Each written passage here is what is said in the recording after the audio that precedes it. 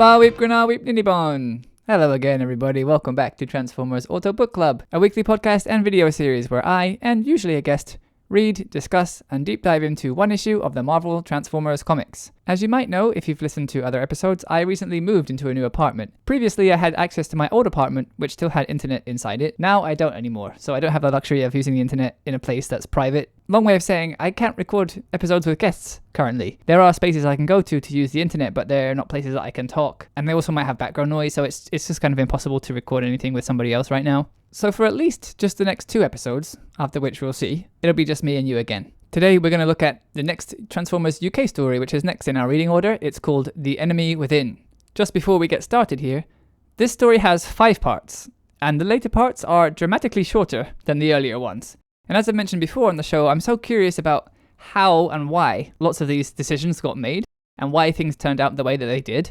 But to dig in and find out all of that would take so much time that I don't have, and it would potentially only be interesting to me. So as much as I'd like to know why the last few parts are so short, I didn't take the time to look into that. The varying lengths did make it a bit tricky to chop this issue into parts for episodes, because all 5 parts is too long. So the best way I could find to do it was to do parts 1 and 2 today, and then 3 to 5 next week. So yeah, that's what we're going to be doing today. And one more thing, this issue has a plot twist in it, and I didn't see it coming. And I don't want to give that away while we're going through the story. So what I think is best to do is to speak as though my first time reading it is now, along with you. Though I did obviously pre-read it before I wrote all these notes and recorded the episodes. It just makes more sense to do it that way. So I'm going to include my initial thoughts, like how I was thinking about things during my first read-through, so that you and I are on the same page, as it were, as we go along. In this issue, we get a credits page, which we didn't previously in Man of Iron. So this issue, we've got Simon Furman on the script. Art is by John Ridgway, letters are by Richard Starkings, and colours are by Gina Hart. And the editor is Sheila Cranagh again. The story opens with Megatron, who Ridgway has drawn a lot like he appeared in the first issue of the Marvel Transformers US comic, with those big bug eyes. It tells us who he is, and that he currently is not happy, and Megatron shouts, "How dare you!" So let's do that in my normal voice. I've been trying to do voices now and again, and I know they're not very good. Megatron shouts, "How dare you!" We pull back to find out that he's shouting at Starscream for having questioned a direct order from him. And Megatron says that those who try to take authority from him will not be tolerated. Starscream replies that even the greatest rulers need to be challenged from time to time, and that Megatron's plan, to wait and observe the Autobots, is weak and stupid. Starscream asserts that now is the time to attack, and that others within the Decepticons feel as he does about their current situation, and that Megatron ought to put it to a vote. Should they attack the Autobots now, or sit around and wait while they increase their power? Megatron explains his position. There are energy sources on Earth that didn't exist on Cybertron, and humans, with whom the Autobots have begun to ally, have shown themselves to be less helpless than he at first thought. So Megatron doesn't say it directly, but he's watching what the Autobots are doing, and the information he's getting from that is beneficial to him and the Decepticons. He tells Starscream that his idea is rejected, and that the discussion is over. Close by though, Rumble and Skywarp, who are overhearing this argument, discuss Starscream's right to a vote. Rumble agrees that attacking now is the right move, and Skywarp neither agrees nor disagrees, but instead says that provoking Megatron is a bad idea. So very diplomatic there. Starscream persists in his argument, and Megatron interrupts him by firing a shot at him, telling him that if he won't let the subject lie, then Starscream is dead. Starscream cowers immediately, begging Megatron for his life, and Megatron has a pitch-perfect Megatron line here. He says, "Silence! Your groveling offends me more than your insolence. Be gone before I change my mind." I can hear that in Megatron's voice perfectly in my head. I really like that line. That's really cool. The narration says that the other Decepticons who witnessed what happened stay silent, but all of them had their thoughts about it, and some even treacherous thoughts. And as he leaves the room, Starscream smiles to himself, having intentionally sown the seeds of dissent in the ranks. Ravage asks Megatron if letting Starscream off like that was a good idea, and Megatron reveals that he's playing the game in his own way too. He says that to have killed Starscream would just have caused many to turn against him, but he knows Starscream, and he knows that he'll try something treacherous again, and when he does, that will give Megatron the excuse to deal with him more fully. And he says to Ravage, "Find me that excuse." So, some interesting internal politics and gameplay from Megatron and Starscream. Being this underhanded and scheming makes sense for both of them, but in the cartoon it was never as subtle as all this, so this was cool to see. Next we hop over to the Ark, and the narration tells us about the Ark, how it arrived on Earth with the Autobots millions of years ago, and that it's seen better days. And Brawn's there, holding some kind of giant machine for Mirage. Both of them look strange to me here, especially Brawn, but I think this is going to become a pattern. I'm very used to the original animated series and comics that use those designs, so seeing the early US and UK comics in which the art is often based on the toys is still really strange for me. It's even weirder to me that the toys, which the cartoon was made specifically to sell, often look quite noticeably different than their cartoon counterparts. So here we've got Mirage looking like an F1 race car, and Brawn with these really rudimentary looking hands. They're basically squares with a notch cut out of them. There's also what looks like an extremely squat Bumblebee wandering around in the first panel, and Wheeljack's in the back there doing something or other on a computer. Brawn asks Mirage how much longer he's going to need help holding this massive piece of equipment. Steady. And Mirage tells him to quit nagging, and that he'll be done in a minute.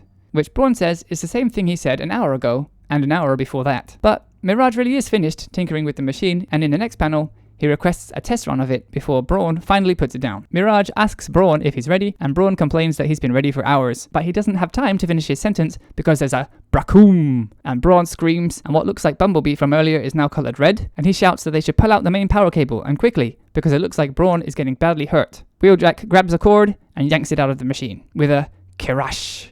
Brawn collapses, and Prowl, who has shown up now, yells, "Brawn!" which we can see echoing in Brawn's mind in the background of the next panel. The little yellow boxes are Brawn's thoughts, and it's like he's withdrawn into his mind. He says he wants the others to leave him alone, that he's cozy there in the warmth and the darkness, but the voices are getting louder, and he'll have to leave the comforting place he's found himself in.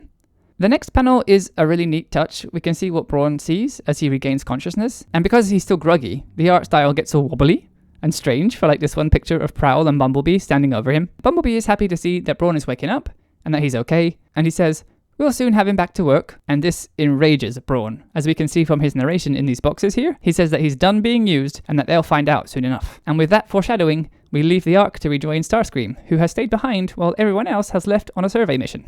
He's going to use his moment of solitude to plan how he's going to overthrow Megatron. In a peculiar move, which is crucial to the plot, he does this by speaking out loud to himself, saying that the Autobots have been known to protect humans, so it follows that if Starscream can destroy enough people, it will surely draw the Autobots to him and into a confrontation. And then once he's under attack, his fellow Decepticons will be forced to join in the battle, which will ensure the Autobots' destruction, thereby proving him right in his argument with Megatron. All of which will mean the other Decepticons will surely acknowledge Starscream as their true leader. And here in the corner, undetected and overhearing all of this, is Ravage. And just a peek behind the curtain here for a moment, I write, record, and edit the show by myself. Look at this page, please. Can you see all these little yellow, red, and white parts, which are all crammed with text? For the audio only folks, there are 9 yellow text boxes and square-shaped thought boxes, 3, or depending how you want to count it, maybe 4, red exclamation boxes, and 4 white speech bubbles. It took me hours to put the images together for this video, and not only that, I use an online-only image editor, and I still don't have internet in my new apartment, so I was up until midnight in my almost totally empty old apartment, sitting on an old pillow that I'm going to throw out, erasing all this text with a laptop sitting on an ironing board, when I tell you that making this show is a labour of love. Anyway, Ravage thinks to himself that Starscream's plan, though it may be a bit overly confident, is a good one, and it appeals to Ravage because of how deviant it is. But Ravage's loyalty is with Megatron, and so they think it best to report the plan to him. So yeah, the plot at this juncture all hinges entirely on Starscream having decided to announce all of his master plan out loud to himself. If he had just, thought about it inside his own head like any normal person, he might have gotten away with this and been able to go ahead with this plan. This feels particularly silly, but the story needed it, so let's transform and roll with it. This next moment is kind of counter to what we've previously learned about Ravage too. We know that they're completely undetectable if they stand in shadow, but right now, Ravage is, it says, preoccupied and careless. So Ravage just stands in the light, and it causes like a reflection, which tips Starscream off that Ravage is there and has heard everything that he just said. Ravage thinks to themselves that they're in trouble now that they've been spotted, and Starscream calls after them, asking to talk and not to make Starscream chase after them. But Ravage heads outside, which is a desert area, void of any cover, and Ravage thinks they're being chased by someone who can become a jet, so there's no chance of escaping Starscream out here. Starscream gains on Ravage and says that they're about to let Ravage feel his unfettered wrath, and Starscream transforms, all the while telling Ravage how great a tactician he is, and how he's the most sophisticated of the Decepticons, and that he's also the fastest and most deadly. As Starscream takes flight, he realizes that Ravage has vanished, which should be impossible. There's no shadow for Ravage to hide in. And just then, Ravage bursts out from their hiding place. It turns out they tunneled under the ground in order to pop out, surprise Starscream, and launch 2 missiles at him, which seem to just miss and fly past Starscream without causing any damage. Ravage runs to find higher ground and marvels at Starscream's flying ability, being able to dodge the missiles even when ambushed with them by surprise. Ravage reaches a dead end, and Starscream comes flying around a corner, saying, "I have you now!" Ravage does the only thing that they can do, and just leaps at Starscream as he closes in on them, and Ravage proclaims that they're going to tear him wing from wing. But Starscream fires a laser at the leaping Ravage, which forces them back, and they smash into the rock face, and a bunch of debris starts to fall, 90 tons of it, according to the narration. And once the dust and the echo of the avalanche clears, all that remains is silence. A weird, half-transformed looking Starscream, shown from the back, says that it's too bad he had to do that to Ravage, who would have been good to have on his side. But, he says, he should thank Ravage, because now he's begun his rebellion, and there's no turning back. And once again, with a foreboding line of dialogue, we cut somewhere else, back to the Autobots, where Brawn also thinks that there's no turning back. The other Autobots see and use him as a tool, and Brawn has decided to put a stop to that. Mirage is hovering around Brawn, who he says has been incommunicative for hours, just sitting there. A red Autobot, who I think is Sideswipe, says that there's heavy work to be done, and that it can't continue without Brawn. So he decides to try talking to him. He says, "Brawn, we need you to work on the..." And once again, that word, work, enrages Brawn, who finally responds and yells that work, work, work is all he ever hears, and that he'll show them that he won't be used. And with that, he picks up Sideswipe and flings him across the room, sending him crashing into the wall, or maybe that's the floor. Brawn follows Sideswipe down though, and then he's on him, gripping and trying to crush his head. He says from now on, he's no longer an Autobot, he's just Brawn. Someone watching what's happening says that the two need to be separated before Brawn kills Sideswipe. Mirage grabs Brawn and tells him that something has happened to him to make him confuse his friends for his enemies, and that they're his friends. But Brawn yells, "Wrong, you're all my enemies, and this is what I will do to you if you cross my path again." And with that, and a kerrang! He tears a hole in the arc wall and leaves. Sideswipe asks, "Was it something I said?" And Mirage says that he expects the trouble with Brawn is only just beginning. And bizarrely, out of nowhere, with no logical reason to say this, other than to give some foreshadowing to the plot to come, he says that if Brawn does anything to harm the humans, then the Autobots will need to stop him. And now we're at an Air Force base in Oregon, and the narration explains that it's a secret base and it has never seen any action to date, but all that is about to change. One of the workers stationed there calls out to Major Gordon, who is here in the foreground, to tell him that Radar Control have noticed an unidentified flying object coming towards them. Gordon asks if there was anything scheduled to be in that airspace at that moment, which the other man replies, no, nobody should be there, and the attempts they've made to communicate with the object have been ignored. A red alert goes out to tell everyone stationed at the airbase that they're under attack and to take up defensive positions. And then the radar-watching member of the crew gasps, "Oh lord, that's impossible!" Gordon says, "What is it, man? Quickly!" And for once, a man appearing in this series isn't getting a full first and last name. Man says that the UFO has drastically increased its speed and that its ETA has gone from 5 minutes to 5 seconds. Gordon opens the door and says, in a smaller font, which is a nice touch to kind of really emphasize his shock, he says, "Oh my," and then our last page of part 1 is Starscream flying overhead, having fired a weapon that has caused a massive explosion, and screaming, "Tremble humans, for today you die!" And that's the end of part 1. We'll move on to part 2 right away, but before we do, I wanted to note how vastly better this feels to me than Man of Iron. We've got internal discord on both the Autobot and Decepticon sides, from a character from each side who feels that they no longer want to be under the control of their leader. The symmetry and mirroring of each side is a really cool idea, and I really enjoyed that exchange at the beginning there between Megatron and Starscream, both of whom are having a conversation, but also using that conversation to indirectly achieve their personal goals. Having the other Decepticons be present to hear the argument and to comment on it, and to offer their own thoughts was awesome too. That's something that, as far as I can recall, never happens in the show. Starscream and Megatron yell at each other, and nobody else really weighs in or takes sides or has any opinion. This is only our second UK story, but the improvement in quality has been massive, so this makes me really optimistic about how quickly the UK comics are going to find their footing. Alright, so let's move on to part 2. The issue itself doesn't tell us here, but there's been a lineup change with who is working on this issue, so going forward I think I need to remember to check the Transformers fan wiki to find out who did what each time. And I want to do that because, as you can see, the art style has changed, and coming up there's an image that I really liked, and it was nice to find out which artists are doing the art that really sticks out to me. So I want to point these things out for anyone else who's watching the video who might also have the same experience. I guess in the original printing there would have been a credits list somewhere else in the comic, but that hasn't been reproduced for us in the Skybound compendiums where I'm reading them from, so thanks once again to the invaluable Transformers fan wiki for this information. So for part 2, our writer is still Simon Furman, but the artist has changed to Mike Collins. Letters are by Richard Starkings, colors by Gina Hart, and the editor is still Sheila Cranagh. It turns out Ravage is alive! The narration tells us that Ravage is dragging himself, and now that it's been defined for us, I'll use he from Ravage from now on, but I could totally have seen Ravage being female. Anyway, he's dragging himself slowly and laboriously across the desert sand. He's battered and broken, and the only thing keeping him going is his desire to get revenge. And the narration blends with Ravage's dialogue, which is a cool touch. It says, "Revenge on the one who left him for dead. Revenge on the one whom he recently called teammate. Revenge on... ... And then Ravage yells out, "Starscream!" And he continues to say that he's going to make Starscream pay for what he's done and for not having checked to make sure he had finished Ravage off. Ravage recaps what happened last issue, saying that Starscream has always been overconfident and that he had just assumed that his missile had killed him. But he was wrong. Ravage said he fought to find a foothold and to keep himself from falling along with the rubble from the mountain, which he was able to do. He says that he found an impossibly narrow ledge and he used that to keep himself alive. Personally, I think it would have been a bit more of a power move to have had Ravage get smashed by the rocks and to have still survived. But he just kind of scrabbled back up the cliff a ways. It looks like Ravage is low on energy, and he tries to keep going across the desert, but he finally collapses, admitting failure and defeat. Just as Megatron arrives, saying, "Ravage?" Megatron says that the Decepticons have arrived back just in time, and he asks Ravage which of the Autobots it was that did this to him. Ravage tells Megatron, "Not Autobot." And I think it's supposed to say "it" here, but it's been erased by the recolor. Ravage says, "It was... ... Starscream!" And the final panel of this page is one of my favorite images of Megatron we've seen so far. His eyes and his face are much different than we saw in part 1.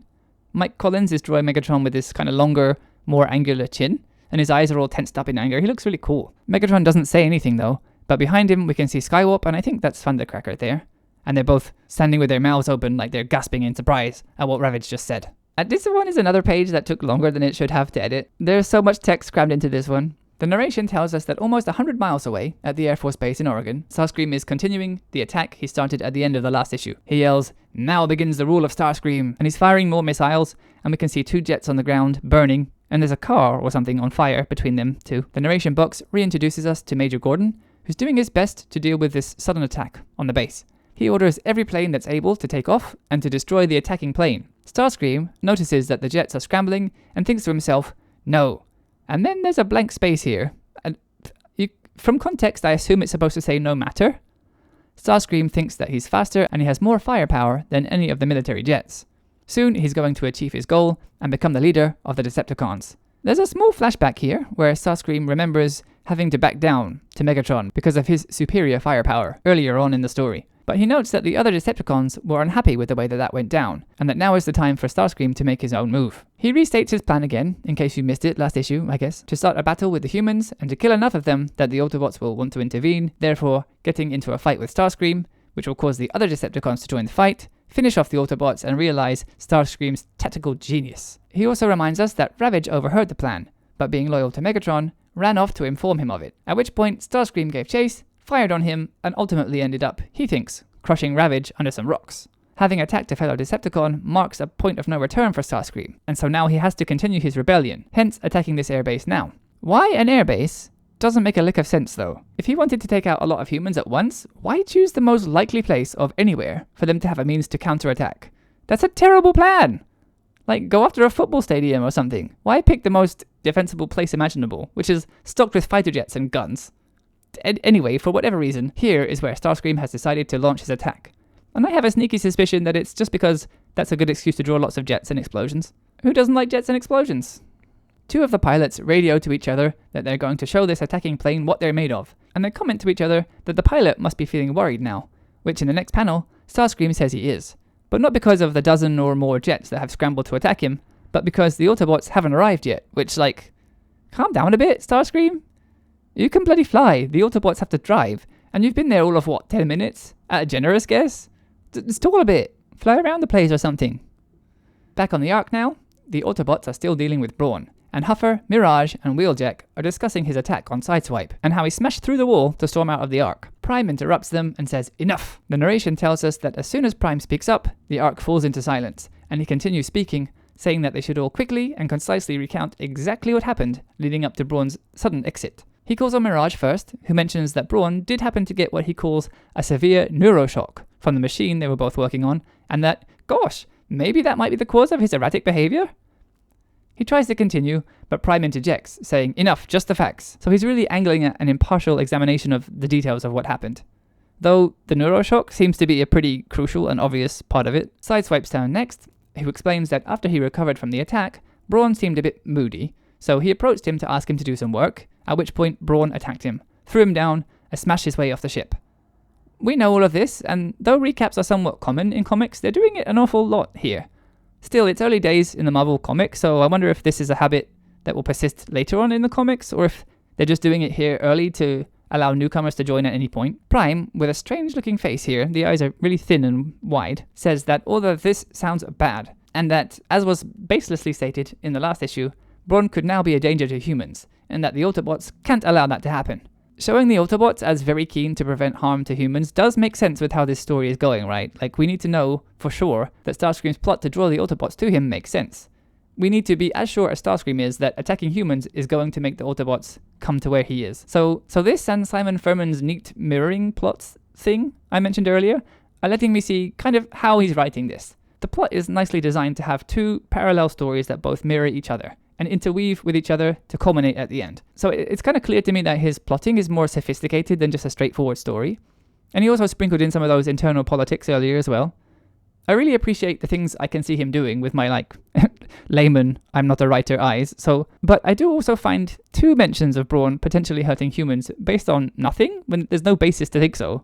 It's just weird. It comes off really oddly, but I can see what he's going for by making sure that it's in there. It's really being clear about that point. And with that, we cut to St. Petersburg, a small town in Oregon, and this gentleman in a fetching plaid shirt saying that whatever he's going to do in his car won't take more than an hour. So he says, "See you later," to Mabel, the lady who's standing there in the doorway. You know I love it when characters randomly get names, and I couldn't have wished for better than Mabel. She must be a friend of Doris's with a name like that, right? I can imagine them meeting up for a game of bridge or something. I'm writing my own Transformers fanfiction at this point, and it's about characters nobody would ever in a million years guess. That really made me laugh. Oh, jeez. It's not that funny. I don't know why that made me laugh so much. Brawn comes upon this town, and much like in the first issue of the US comics, he sees humans driving cars around and mistakenly thinks that those cars are Transformers who have been enslaved by the humans, much like himself who is feeling used by his fellow Autobots. This misunderstanding was resolved early on in the US comic, but Brawn's brain got fried, so let's just say he forgot. He stomps into the town, saying that he's going to liberate the oppressed vehicles, transforms, and then starts recklessly driving down the road, barging between two cars and narrowly missing them. It says he's oblivious to such traditions as stopping at a red light, which is a really strange turn of phrase. Traffic laws aren't traditions exactly. Anyway, Brawn runs a red light and in kind of a harrowing few panels causes an oncoming driver to swerve to avoid him. But he swerves so much that his car overturns and skids down the road, smashing into another car, and it explodes, with the driver screaming, "No!" So, that guy is dead. His car fully exploded. And I find that a little bit haunting, really. I have nightmares like that, where something that should be minor has an insanely oversized consequence. And also a lot of dreams about my teeth coming out. But B, what brand of car is this? The safety regulations are incredibly lax if you're producing a car that can not only flip itself over without hitting anything, but will also explode on collision. This is nasty, nasty business. Two close-by police officers, one of which is named Phil, see this incident, and the one speaking says that he'll try to stop Brawn's erratic driving, and that the other, Phil, should, quote, "go and see if he can help." No, Phil, you can't. A man is dead. He was exploded. In fact, just get everyone out of their cars. They're fucking time bombs. It's insanity. We won't find out what becomes of police officer Phil, though, because we follow the patrol car as it catches up to Brawn. The officer orders Brawn to pull over within 5 seconds, or else he's going to shoot out the tires. Brawn, though, is impressed by the speed of the car, and thinks to himself that he's going to free them from slavery. Both pull over, and the nameless officer gets out of his car, and in a moment that comes off just so weirdly, calls the supposed driver a fruitcake? I have only ever heard that used to insinuate that someone is homosexual, and Googling it, that does seem to be the usage of it in slang. What I think is supposed to be happening is that the officer is calling the driver crazy for driving so recklessly. But fruitcake makes this play really weirdly. He tells the gay driver to get out of the car with their arms up, but Brawn yells, "Insolent human," and transforms, ordering the officer to leave before he, quote, "incurs his wrath," and that he should be thankful that he's beneath Brawn's notice. So Brawn is a danger to humans, but only with his reckless driving. The officer threatened him, and his reaction was to tell him to go away. So Prime and the others are kind of worried for nothing here. The officer, in what one could call satire, though it's clearly not intentional, fires all of his bullets at this person or robot who's just told him that he's not even going to harm him, and he's shocked to find that shooting a big metal object doesn't damage it. I hope Phil is a better cop than this, man. This guy is something. The text box lets us know that Brawn does let the cop run away after that, because his focus is already on the abandoned patrol car, who he tells to run away and be free. And there's a funny panel where the car, obviously doesn't move, and Brawn just stands there, waiting for a response. And when one doesn't come, he insults the patrol car, and he says that if he doesn't want its freedom, then it can take this instead. And he smashes the top of the police car with those terrible arms and hands of his. They're like such thin strips, and they don't even have elbow joints. They look so crap. That's no shade on the artist. The first iteration of the toy itself must have had some really terrible flimsy arms. Brawn turns his attention to some nearby parked cars, and he asks them if they're going to just sit there while the humans rule over them. And when those cars don't reply, he starts picking them up and throwing them into each other, screaming that he'll destroy them all, which is a strange thing to want to do for someone who's trying to be like a liberator. Freedom or death, I guess. That machine must really have messed with the poor guy's brain. Elsewhere, Starscream lands a hit on one of the military jets, which explodes, and he dodges some incoming missiles from a second jet. Starscream says that he's already downed 3 jets, and this fourth and final one should also be no problem. I don't think that an airbase would have only 4 airworthy planes, but that appears to be what he's saying. Those missiles were homing missiles though, and Starscream's evasive maneuver hasn't shaken them off.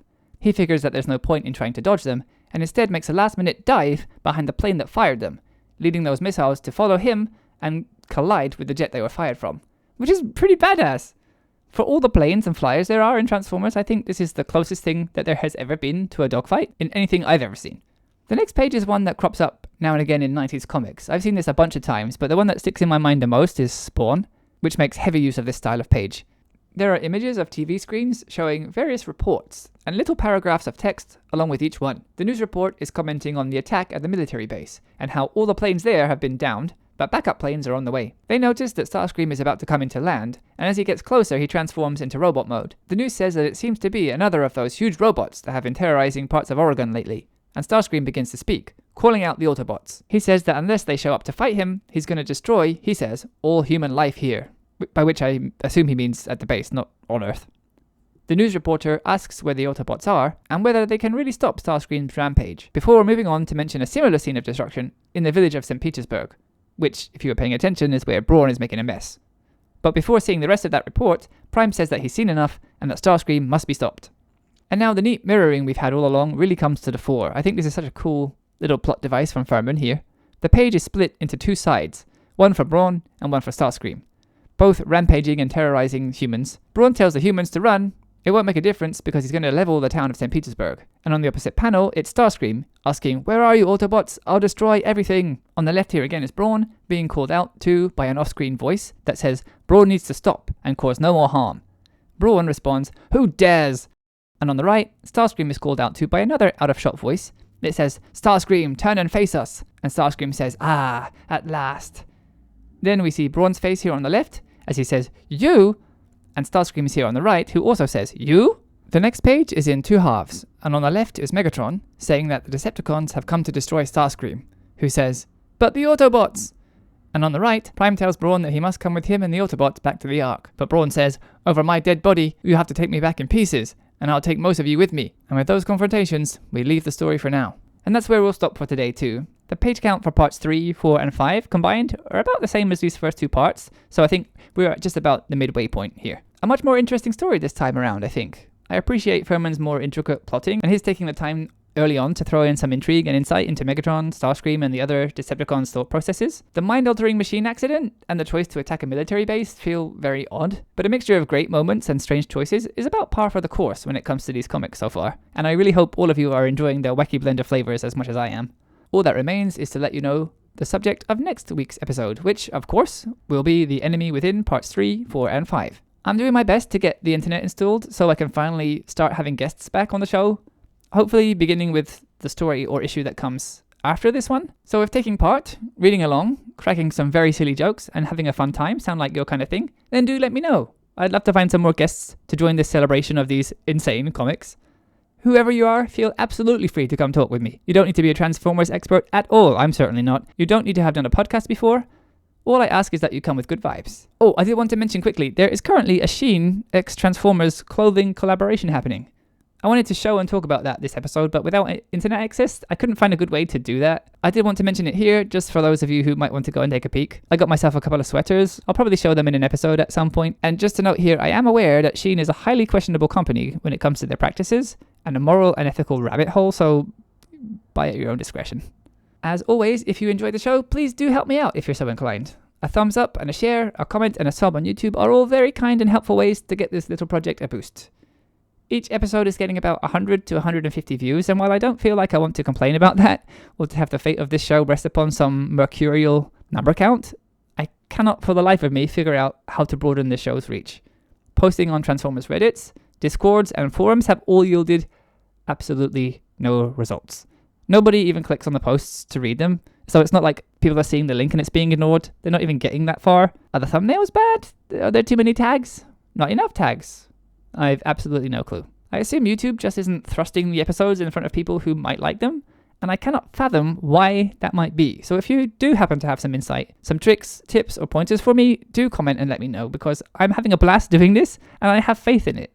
I just can't seem to find out how to connect it to the people it needs to be connected to. All that said though, each episode the sub count does go up a little bit, and every single one of you brings a smile to my face and a twinkle to my eye. So thank you to those of you who have found and do enjoy the show.